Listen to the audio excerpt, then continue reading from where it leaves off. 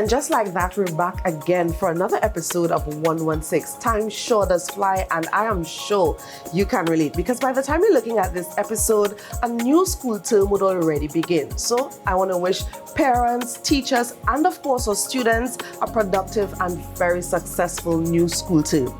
This episode, we're talking health, we're talking youth development, a little bit of courtesy call, and much more as we bring to you the THA's Week in Review. This is 116.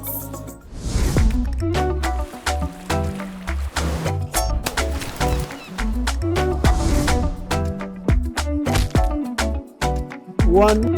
Six. Beautiful island.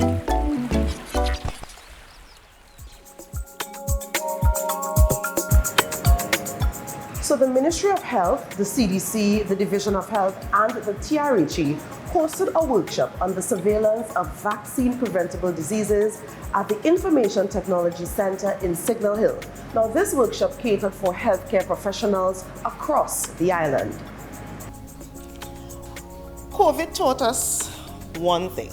Well, COVID taught us many things. But one of the greatest, I think, is the fact that we do not or we cannot underestimate the power of a few people who don't know what they're talking about, who have a loudspeaker. And that is why I am happy that we are actually doing this training. I'm happy that we're talking about crisis communication. I am also happy that we are doing the back end work as well. Because in many instances, if we do not pick up the diseases quickly enough, we then are fighting a losing battle. Because of this, we have a greater dependence on herd immunity. That's where we all come in. As healthcare practitioners, it is our duty to ensure that we meet this level, this threshold needed to secure our population. As you know, effective surveillance of vaccine-preventable diseases is fundamental in maintaining public health and preventing outbreaks. In Trinidad and Tobago, we are fortunate because of all of your diligence and dedication. We have a robust healthcare system that is dedicated to their public health workforce. So staying on the topic of health, we'll take you to a recently held caregivers training session facilitated by the Division of Health, Wellness and Social Protection and the Tobago Regional Health Authority. The training is caregivers training, where we provide theoretical and hands-on training for caregivers, because the collaboration between the Division of Health, Social Protection and the Tobago Regional Health Authority, they realized that there were a lot of preventable admissions clogging the A&E department, and they decided that they needed to improve or raise the standard of care provided for the vulnerable groups in the community. I decided to participate in this session today because I previously used to assist an elderly gentleman because of health issues. He has a wound that he needed to go to wound care and other issues like that. Apart from that, I thought it necessary because my father also is getting down in age, and courses like these will be able to assist, for someone in a home to be able to help take care of their parent or any other elderly person. 145 YES interns recently graduated. Now, this program ensures that an environment is nurtured where these young Tobagonians can find jobs and stability. This program is an investment in our island's future, and it continues to provide tangible opportunities for Tobago's young adults. The essence of what we aim to achieve is really the empowering of our youth to understand and shape the future of Tobago. Thank you for accepting our offer to not only train, but to transform you. It is only by changing and improving not only your skills, but also your mindset that we get to witness our true transformation to the greatest little island on the planet. Throughout this internship, participants encountered challenges that tested their resolve. The anticipated stipends provided lessons of financial management and budgeting. The demands of early mornings and a structured work environment introduced new experience that brought them out of their comfort zones into the harsh reality of adulting. Remember, the skills and knowledge you have gained are the foundation for your future endeavors.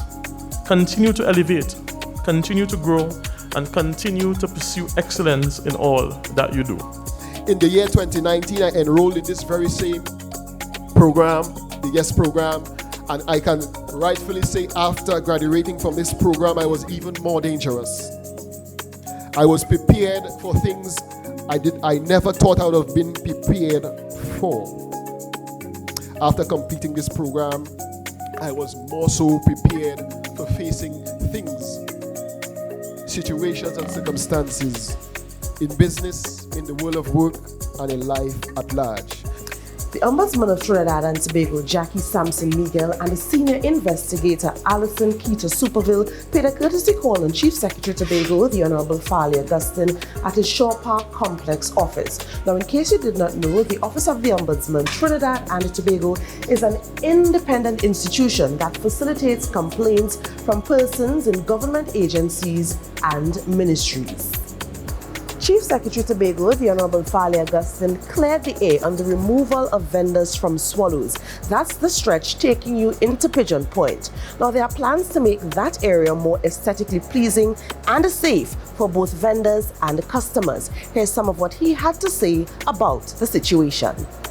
We have been consulting with the vendors in that area with the view of cleaning the area nicely and making the area much more suitable aesthetics-wise, ensuring that the area falls in line with all the health codes that we have, so that for the visitor, for the local, for those of us who would patronize the businesses along that stretch, that we are doing so safely. So temporarily, while the construction of much more sanitized units are happening, these vendors will be given pop-up tents.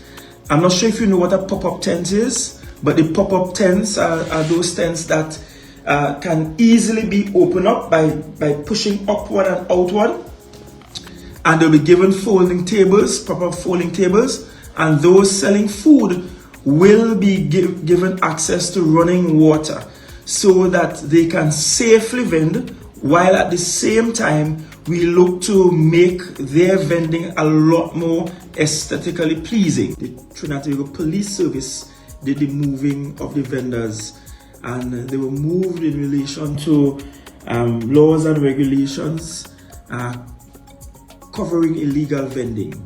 That aside, I want to point out that the Tobago House of Assembly, being aware that this was going to happen, firstly through area representative Mr. Sampson, we got an extension and we ensured that the move did not happen before Great Race. And that's how we end this week's episode of 116. If you're not following us on social media, you can do so now. We're on Facebook, Instagram, YouTube, TikTok, and X. Also, I want to take this time to wish everyone a happy Independence Day on behalf of the management and the staff of the Office of the Chief Secretary, Tobago House of Assembly. Until next time, bye.